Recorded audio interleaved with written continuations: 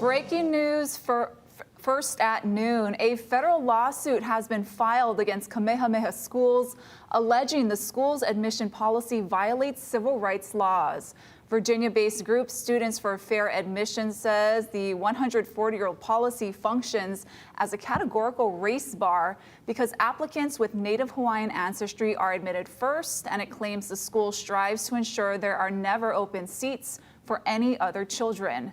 The group's president, Edward Bloom, won a U.S. Supreme Court case that struck down affirmative action in college admissions back in 2023. Supporters of Kamehameha Schools say the policy was created to address generations of social and economic injustice. The school has also previously said its policy aligns with established law. We're going to have much more on this story coming up online and on later editions of HNN. And happening now, crews continue to search for a missing paddler in Windward, Oahu, who went missing in waters off Kailua yesterday morning. Dylan Ancheta joins us live from the scene with the latest on the rescue efforts. Dylan. Aloha from East Oahu. We are here monitoring this search for a missing canoe paddler. Family members have identified him as John Naiole. Now, as mentioned, he was last seen yesterday, and we are told that the Coast Guard reported Naiole's one-person outrigger canoe offshore from Kailua Beach, about 200 yards from Flat Island. Now, here at the scene, there are still multiple agencies conducting this search. We have Ocean Safety, we have the DLNR, and we also have HFD. And I would like to bring in now Captain Jamie Song with the latest for this live update. Aloha, what is the latest in this search? So there isn't too much new information. The U.S. Coast Guard did drop 2 new buoys. They deployed 2 new buoys, and that's showing the top current moving a little bit more north. Yesterday it was moving west. I haven't gotten a report on the bottom current from our Rescue 1 scuba divers that are in the water right now. They're just finishing up their first dive. But so far on scene, on the HFD side of the house, we have 2 units that are doing a shoreline search. We have Air 1. We also have a Drone 1 in the air, as well as our rescue squad that's in the water scuba diving. Behind us, you can see DLNR has 2 skis. Our Ocean Safety brothers and sisters are also here with 2 skis. They started 2 hours early. Instead of their 8 o'clock start time, they came in at 6. And we've also got U.S. Coast Guard with 1 air asset and 1 cutter on the water. So right now, we're just focusing a little bit more on the north side. But other than that, no new information. We're just going to keep searching. In terms of items that were found, could you recap some of that for us? Right. So yesterday, as you said, they found the one-man canoe just off of Flat Island. And also the paddle was confirmed to be his, was found a little bit closer to the Mokes or Twin Islands side. What are some of the challenges with searching this area? I mean, just looking out here today, there doesn't seem to be too much whitewash, not a lot of rough water, but what is some of the conditions that your teams are facing? It's on the windier side, and I don't know that visibility is as good as maybe we would like it. You can see it's overcast, it's rainy, it's windy. So the elements do play a factor, but it's not terrible. Like you said, there's not a big swell, there's not a lot of whitewash, so we're doing our best, and we're hoping for a good outcome. And HFD also put out another message about drones. Drones have been an issue here in this search. Can you talk a little bit about that? Right, so I did get a message from our incident commander this morning that there were rogue drones in the area, and because we can't communicate them, we can't coordinate airspace, and so it does present a safety hazard for our drone, our personnel on the ground, but most importantly our aircraft. And so if there's rogue drones in the area that are impacting our aircraft, we'll have to down our aircraft until they're out of the airspace. So that, again, impacts our operations and our search efforts. So we're just asking the community, if you have a drone in the airspace, please ground it and just wait until our emergency operations are done. And looking forward, does this seem to be standard operations? They suspend at sundown. How long do you folks plan to be out here? Talk about what's next. So just like yesterday, we're planning to search until sundown and then suspend and then start at first light. We're hoping to find something before then. And the good news is, for good news and to find our missing paddler. Today marks the first full day of our search, and HFD's policy is usually to do 3 full days of the search. So today is day 1, essentially. Got it. And last question, we know family members are also here. Have you been able to touch base with them or anyone from your team? And if so, how are they feeling and what has that interaction been like? I personally haven't been able to touch base, so can't speak as far as how the family is doing, but I know that our first responders on scene have been in touch with the family, and the family member was able to confirm, for instance, that the paddle did belong to her husband, for instance. Got it. Captain Jamie Song with HFT, thank you so much. We appreciate your time. So that is the latest here from the windward side of Oahu. We will be here throughout the day. We do plan to speak with family members a little bit later in the afternoon. Of course, they are off to the side hoping for the best news, and we will be here with them throughout the day. Live from Kailua Beach, I'm Dylan Ancheta. We'll send things back to you. Thank you, Dylan, for that report. Honolulu police are searching for 4 suspects after a violent attempted robbery in Aiea. Investigators say on Saturday at around 11:50 p.m., a 20-year-old man and a 17-year-old girl were in a parking lot on Palimomi Street when the group of men confronted them. The suspects assaulted the man and one pulled out a handgun demanding his gold chain. Bystanders stepped in and the suspects took off in a lowered pickup truck. Now call 911 or Crime Stoppers with any information. A 19-year-old woman is in custody this morning after police say she stabbed a man in Waianae on Friday. The 22-year-old man suffered serious injuries from stab wounds to his back. It took officers 2 days to identify and locate the suspect. She was arrested in Waipahu yesterday afternoon. A major computer platform outage is bringing problems to companies, governments, and universities around the world. Amazon's cloud computing service started experiencing widespread problems overnight. Wendy Gillette has more. Millions trying to log in to popular sites, services, and apps were logged off as Amazon Web Services experienced a major outage. Snapchat, Reddit, Amazon, and Venmo are just some of the affected companies. They're one of the largest providers in the world. Tech Radar's editor-at-large, Lance Ulanoff, says that's why so many businesses are involved. Amazon Web Services provides cloud computing infrastructure, effectively a backbone for much of the internet.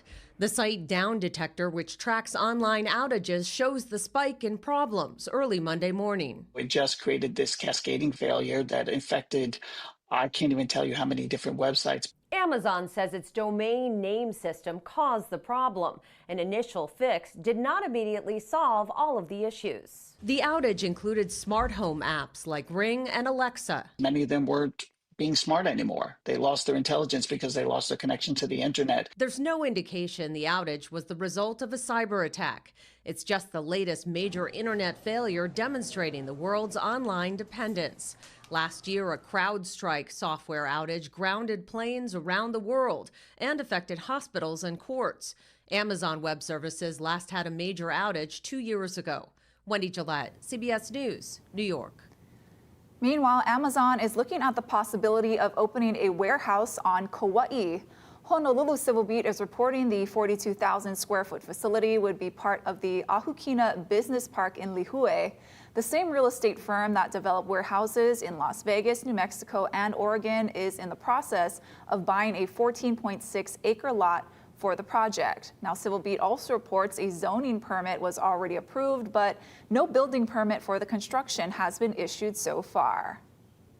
The federal government shutdown is in its 20th day. The Senate is reconvening today to hold its 11th vote to fund the government in hopes of breaking the stalemate. Last week, the Senate left town after the bill fell short of the 60 votes needed to advance. Republicans and Democrats have been at odds as Democrats have pushed for negotiations over health care tax credits to be included in the funding measure. We should be able to wrap this up this week if they will sit down and have a negotiation with us. The president has spent 1 hour negotiating this issue with leadership in Congress. That's it, 1 hour. They need to get in the room and stay in the room until we can hash this out. 20 days since the Democrats recklessly shut down the United States government. And the Democrats are making some very costly history here. Don't lose that in all that's happening. This is now the third longest shutdown in history. GOP House Speaker Mike Johnson says he would bring the House back into session if the Senate passes a bill to pay federal employees and military service members who have continued to work during the shutdown. Hawaii's public schools are inviting families impacted by the shutdown furloughs or pay freezes to apply for free or reduced price meals, as well as free bus rides and mental health assistance. School employees can also get up to 3 hours of counseling or crisis assistance. Look for the application link and a list of the resources on the DOE's website. And tens of thousands of SNAP recipients in Hawaii will have to meet new work requirements to keep getting their benefits. Nearly 85,000 low-income households, or more than 165,000 people, get SNAP assistance in Hawaii to purchase food. Able-bodied adults aged 18 to 54 without dependent children are required to work at least 20 hours a week to qualify for those benefits. But starting November 1st, those requirements will be expanded to those aged 55 to 64 and households with a dependent child 14 years or older. Timing of this isn't great. I think, of course, there's a concern that SNAP and WIC could be impacted should the federal government shutdown be prolonged. The new federal requirements were made in the Trump administration's Big Beautiful Bill Act. A link for more information about the changes is available on our website.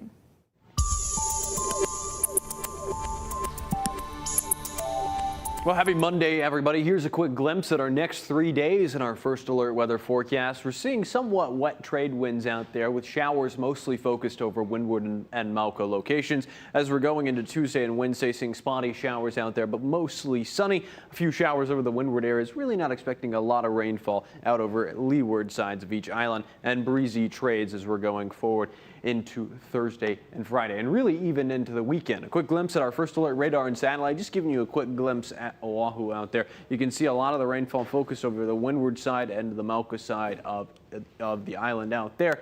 That's going to continue as we're going forward over the next couple of days as some moisture continues to ride in along the trade winds. I'll give you the breakdown of this in my full forecast coming up. Ahead on This Is Now, authorities are hunting down brazen thieves who robbed France of some of its most precious crown jewels in broad daylight. We'll be right back.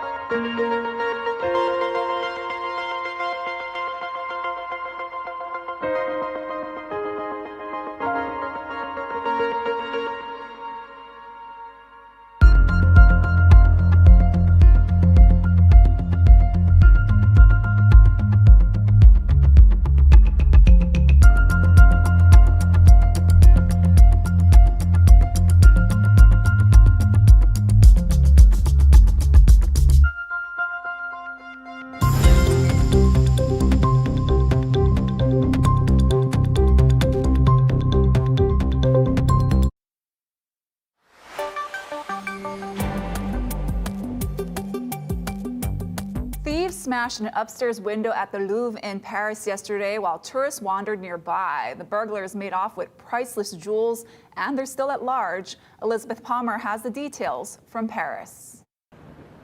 It was a heist in plain sight. The thieves parked a mobile ladder against the wall of the Louvre at 9 on Sunday morning.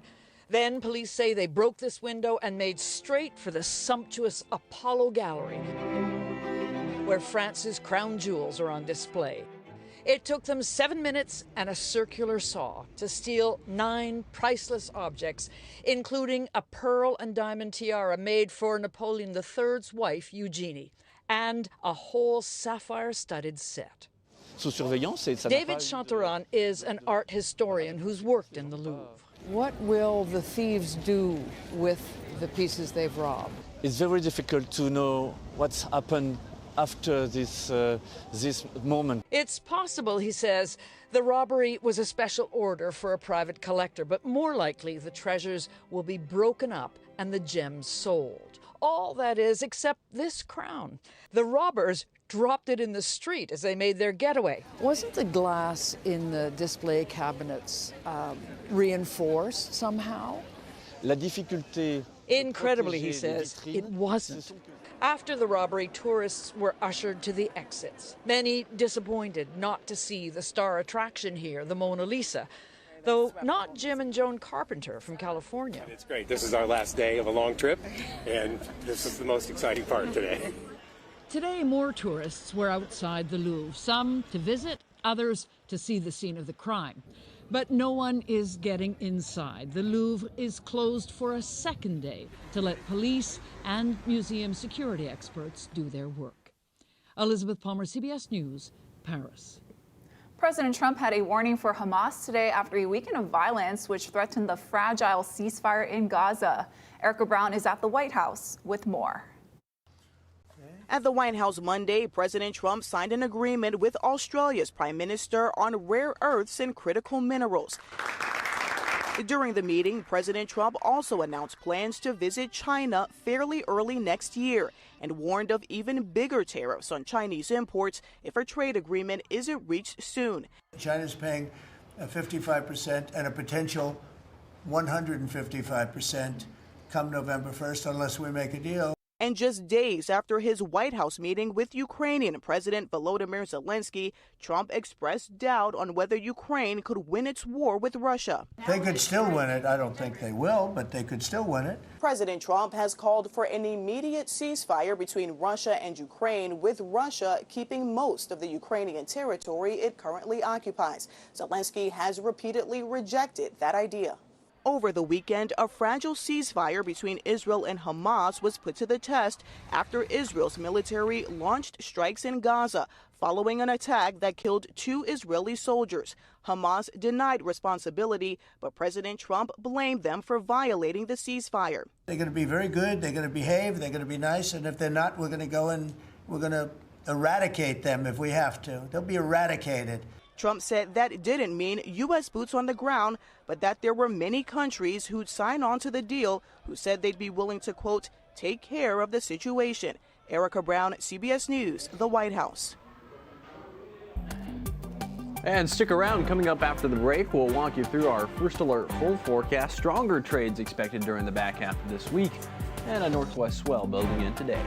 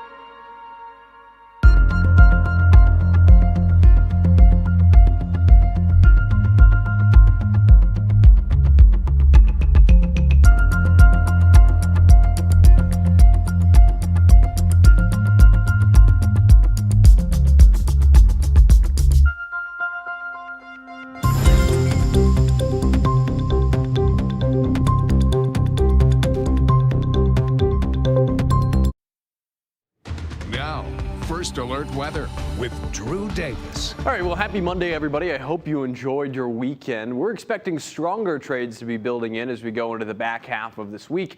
And we've got typical windward and Melka showers over the next couple of days. Also, an advisory level swell is going to be building in as we go into the middle of this week. Let's just break it down. Here's your island by island forecast. You can see that we are going to be seeing a few showers out there over the next couple of days. Over on Kauai, we've got mostly sunny conditions. Northeasterlies between 15 to 20 miles per hour. A little bit gusty across the island chain over the next couple of days. Moving down to Oahu, 87 in town, 81 in Kaneohe, 85 in Kapolei for a high temperature tomorrow. And moving down to Maui County, going to be mostly sunny out there. Wind gusts again a little bit, actually a little bit weaker over in Kahului compared to what we're seeing over on Oahu tomorrow. The Kailua Kona side of Hawaii Island seeing some widespread fog out there. Southwesterlies between 5 to 10 miles per hour and 83 degrees for a high temperature in Hilo. The windward side of Hawaii Island going to be seeing a better chance for showers out there tomorrow. The northern portions a little bit drier and pretty breezy. Wind gusts closer to 25 miles per hour and above. Breaking down your first alert radar and satellite. Again, we've been showing you the chance for showers over the past couple of days, just zooming in closer to Oahu. Most of the showers focused along the Ko'olau. A few of those cells trying to make their way into the central portions of the island. A little bit drier across the rest of the state. Some showers also moving in over the eastern portions of Hawaii Island. Dry over Kauai, a few pop-up sprinkles over near Keikaha. And as we're going forward in our first alert futurecast, we're really going to be seeing this wet trade wind pattern continue throughout today. The best chance for showers will be in the early morning, going into Tuesday night into early Wednesday morning, drying out a little bit in the afternoon. Then we start to see much stronger trade winds build in on Thursday and Friday, keeping us a little bit drier out there. You can see our winds outside right now between 10 to 15 miles per hour. A little bit breezier over in Kahului, actually seeing sustained winds around 24 miles per hour. And going forward, that's going to be the story. These winds are going to get stronger Thursday, Friday, and really breezy by the time we get to Saturday and Sunday, somewhat between 25 to potentially even 30 mile per hour wind gusts out there. A quick look at our surf and shoreline forecast outside for this afternoon. North-facing shores around 6 to 8 feet, west-facing shores around 2 to 4. A couple of swells are also moving in throughout the rest of this week. High surf advisories expected by Wednesday and Thursday. Here's our 7-day forecast going forward over the next couple of days. A little bit breezy as we're going into the weekend. Stick around. We'll be right back after this short break.